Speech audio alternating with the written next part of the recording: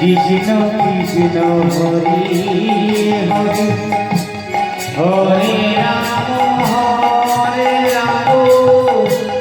রাম রাম হরে Hari.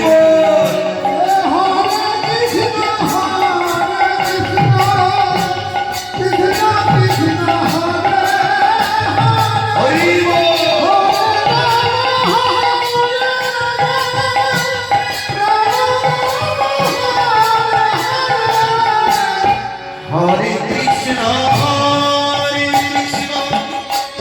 Krishna Krishna, Hare Hare, Hare Rama,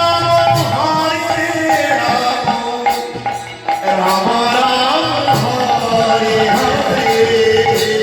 Hare Krishna, Krishna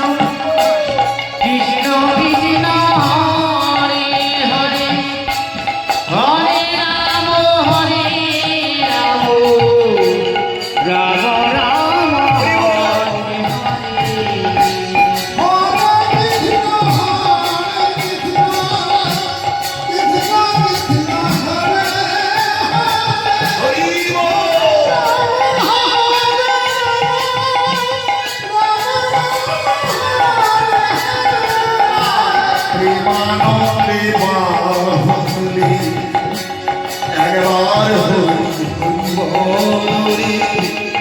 বললে ভব পারে যাবে, পারে হইতো নবে রে। দেবানন্দে বাহুরি দেবার হরি হরি বলে বলে ভগবানে যাবে, পারে হইতো নবে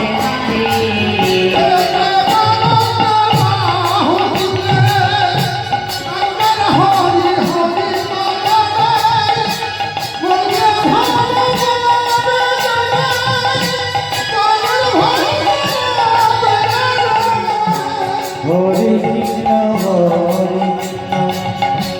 Krishna Krishna, Hare Hare, Hare Rama, Rama Rama, Hare Hare. যাদের হাত আছে, যাদের হাত আছে তারা হাত তুলে বলবে, আর যাদের হাত নেই মনে বলতে হবে। যাদের ভগবান হাত দিয়েছে তারা হাত তুলুন, কারণ এই হাত দুটো শুধু খাওয়ার জন্য নয়, শুধু রোজগারের জন্য নয়, শুধু আমাদের প্রিয়জনদের আদর করার জন্য হাত নয়। এই হাতটার কাজ হচ্ছে কি, এটা আমার কথা নয়, ভাগবত বলছে।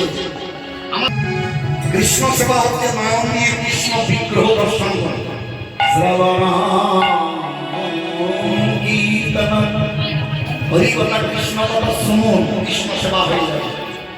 বলরে কৃষ্ণ নাম গ্রহণ, কথা বলনি কৃষ্ণ নাম করুন, সেবা হয়ে যাবে। কর হরি মন্দির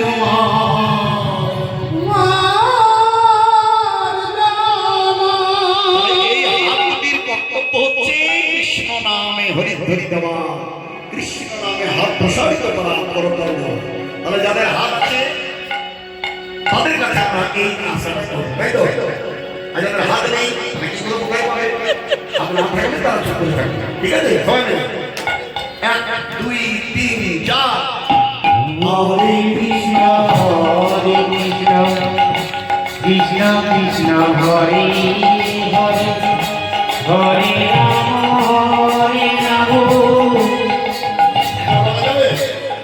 বসতে যখন পারা যাবে বলা যাবে, দেখি বাবা একটা minute 1 2 3 4 Hare Krishna,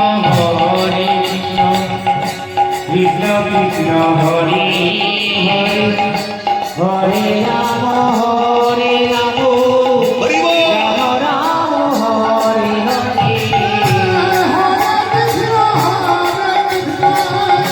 Krishna Krishna হরে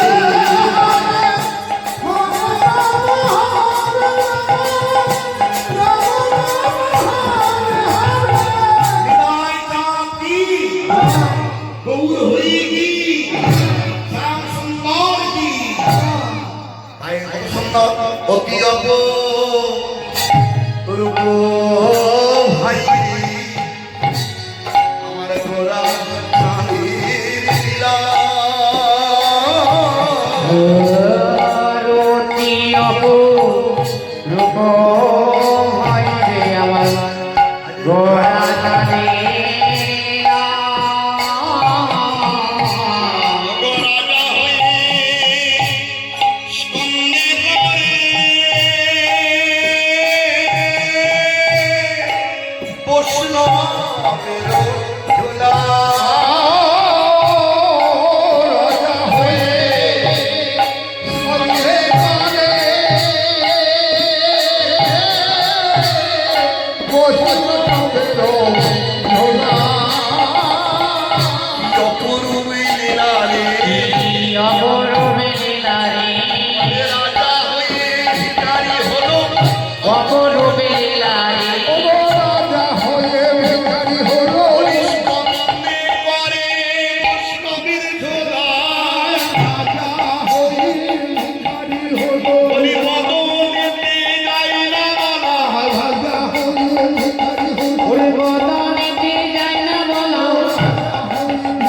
ওরে বদনেতে যাই না বলো বদনেতে যাই না বলো ওরে বদনেতে যাই না বলো ওরে বদনেতে যাই না বলো হরি বল হরি বল বদনেতে যাই না বলো ওরে বদনেতে যাই না বলো ওরে বদনেতে যাই না বলো বদনেতে যাই না বলো বদনেতে যাই না বলো হরি বল ওরে বদনেতে যাই না বলো ওরে বদনেতে যাই না বলো ওরে বদনেতে যাই না বলো ওরে বদনেতে যাই না বলো ওরে বদনেতে যাই না বলো ওরে বদনেতে যাই না বলো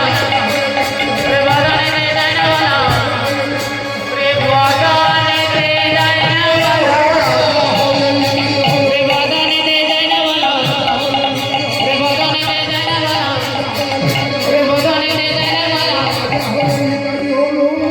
অপরূপে লীলা রে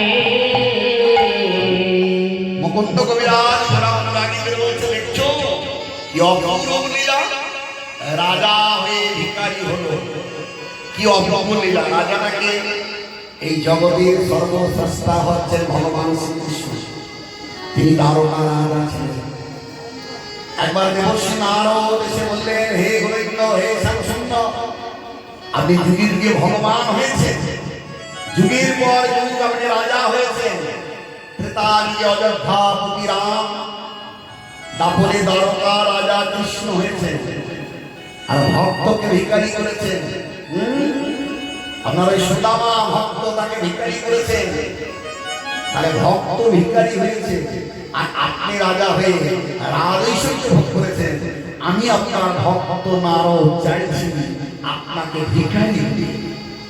আমি চাই আপনি দাঁড়ে দাঁড়ে ভিক্ষা করুন বলা নারদ তুমি আমাকে ভিখারি করে দেখতে চাও বেশ, তোমার বাসনা পূর্ণ হবে আগামী কলিযুগে আমি যখন চৈতন্য মহাপ্রভু তুমি অবতীর্ণ হব তখন বৈভাসতমেন স্থানিক সদীর্ঘ সম্ভব চতুর্দশতানবৈ সপ্তবর্ষ সমন্বিতে ভাগীরথী তটে রম্যে শশীগর্ভ মহারণবে রাহুস্তমর্মুলায় শ্রীগৌরাঙ্গপ্রভো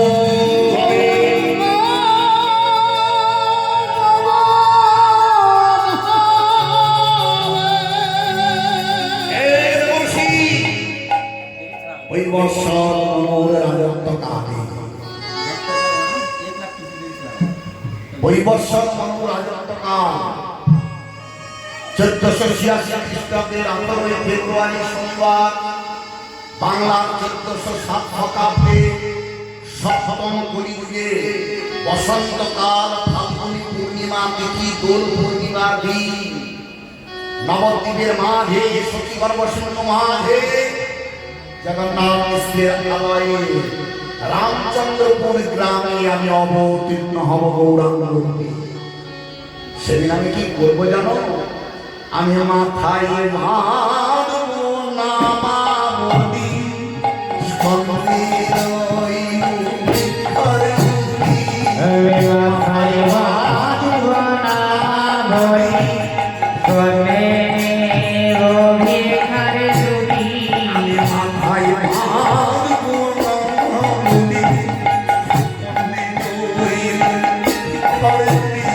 আমি মাথায় বাড়িব না বলি সত্যি ও ভিক্ষার ঝুলি জয় রাধে শ্রী রাধে বলে বেড়াইব দাঁড়ে দাঁড়ে।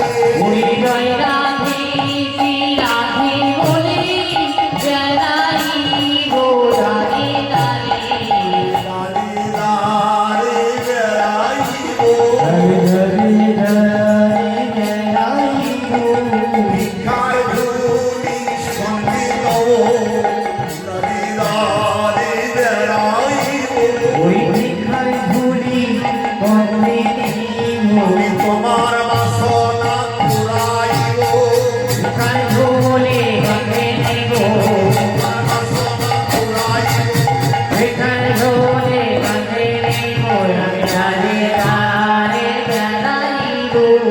এ বলছি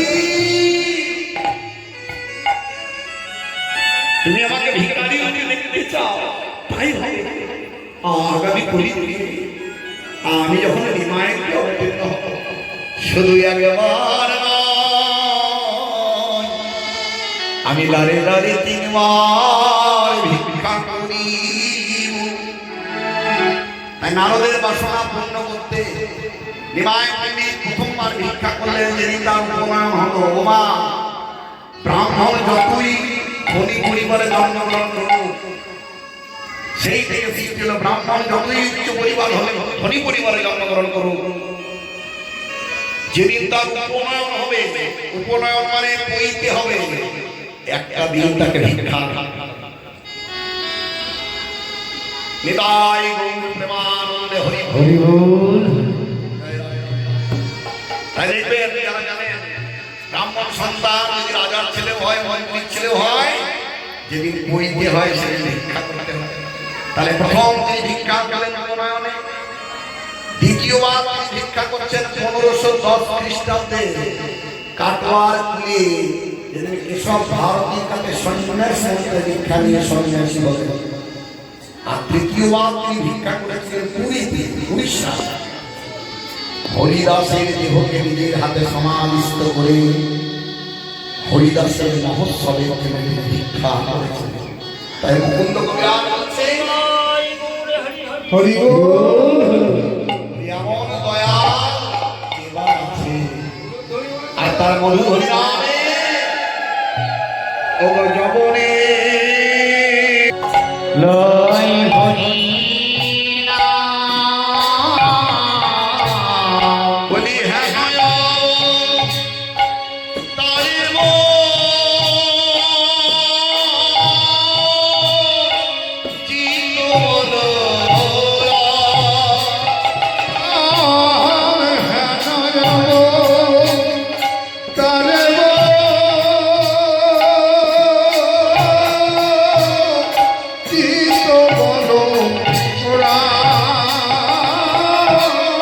যবনেও নাচে গায় নয় হরিনাম। এমন হরিনামের মাহাত্ম্য, মহাপ্রভুর কণ্ঠে হরিনাম শুনে সেই সময়ে যারা যবন মুসলমান তারাও এই হরিনাম আশ্রয় করেছিল। আমরা জানি মুসলমানরাও হরিনামে নৃত্য করেছিল সেই সময় দলে দলে। আর সেই হরিনাম থেকে আমরা বঞ্চিত হচ্ছি, কত মহাপাপী আমরা। এই হরিনাম করলে কি হয় মা? কেন আমরা হরিনাম শুনছি? কেন এই হরিবর্ষ হচ্ছে? কেন যুগের পর যুগ, হাজার হাজার বছর ধরে, আজ থেকে 500 বছর আগে মহাপ্রভু নিয়ে এলেন, সেই নাম এখনো চলছে। কেন চলছে? হরিনাম করলে কি হয়? চৈতন্য মহাপ্রভু নিজে শিষ্টাষ্টকম গ্রন্থে রচনা করলেন, হরিনাম করলে কি হয়? চেত তরপরমাণ জীবনমানন্দম মুধিবর্ধনম প্রতিপদ পূর্ণামৃত সাধনম সর্বাত্ম সাপরাঙ্গরম বিজয়তে শ্রী হরি সংকীর্তনম। হরিনাম বললে কি হবে মা জানেন? কি পাবেন হরির কথা শুনতে এসে? চেত দর্পণ মার্জনম, আমাদের চিত্ত দর্পণ মার্জিত হবে। এই জগতে আমাদের জামা কাপড় ময়লা হলে আমরা সার দিই, বাসনপত্র ময়লা হলে আমরা সাবান নিয়ে পরিষ্কার করি।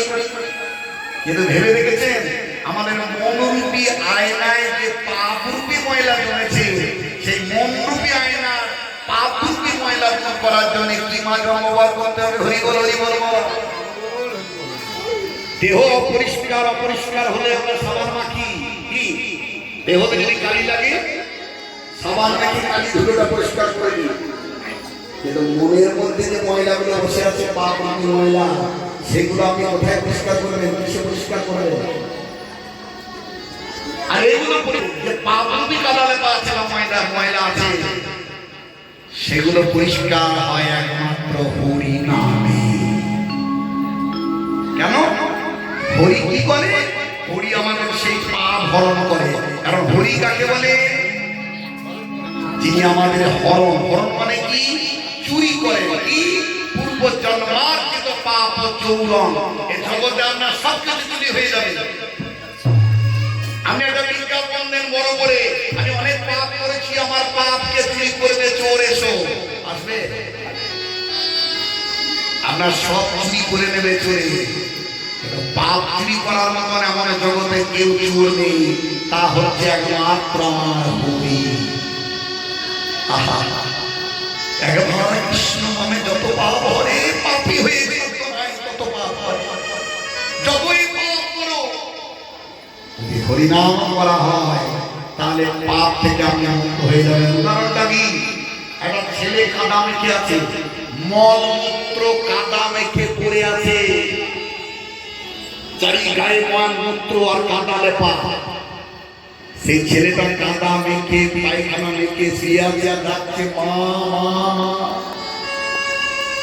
অন্য কেউ যাবে তার মলমূত্র পরিষ্কার করতে যাবে না, কিন্তু মা মা করে ডাকলে মা যেমন ছেলের ধুলো ধীরে দিয়ে কাদা পরিষ্কার করে, মলমূত্র পরিষ্কার করে দিয়ে তাকে সাফ করিয়ে আবার নতুন বস্ত্র করিয়ে মা যেমন তাকে আদর করে, তেমন শত পাপী হলে যদি একবার সেই ভগবানকে আমরা ডাকতে পারি, তমেব মাতা চ পিতা তমেব তমেব বন্ধু সখা তমেব তমেব বিদ্যাধরীণং তমেব তমেব সর্বমমেব ভগবান।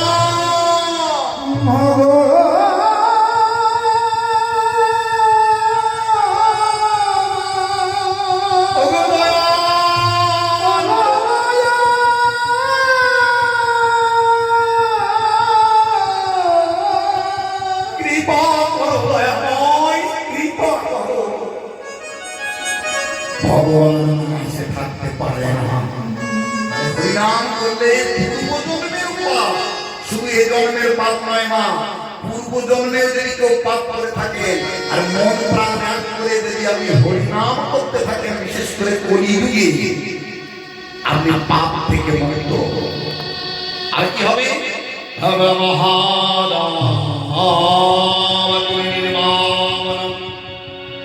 এই যে ভব সাগর, এখানে আমরা ত্রিতাপ জ্বালাই রাখবো। ত্রিতাপ জ্বালা কি? আধ্যাত্মিক আদি দৈবিক আদি ভৌতিক। আধ্যাত্মিক জ্বালা মানে কি? শারীরিক রোগ। আজ এখন ঘরে ঘরে কত রোগ। আজ থেকে 250-300 বছর পিছিয়ে যান, এখানে যারা অনেক বয়োজ্যেষ্ঠ মানুষ আছেন, বয়স্ক মহিলা আছেন, তারা সকালবেলায় ওষুধের পোটলা নিয়ে বসতো না। যেমন এই দাদা বলছে এখনো পর্যন্ত আমার মাথা ব্যথা হয়নি, এরকম অনেক আছে নিরোগ শরীর। কেন? যারা তুলসী মালা পড়েছে, ভগবান তাদের রোগের মালা তুলে সরিয়েছে। যারা তুলসী মালা না পড়েছে, রোগের মালা ভগবান তাদেরকে পরিয়েছে। এটা আমার কথা নয়, বড় হরি নামের মালা পুড়ে যাবে ত্রিতাপ জ্বালা।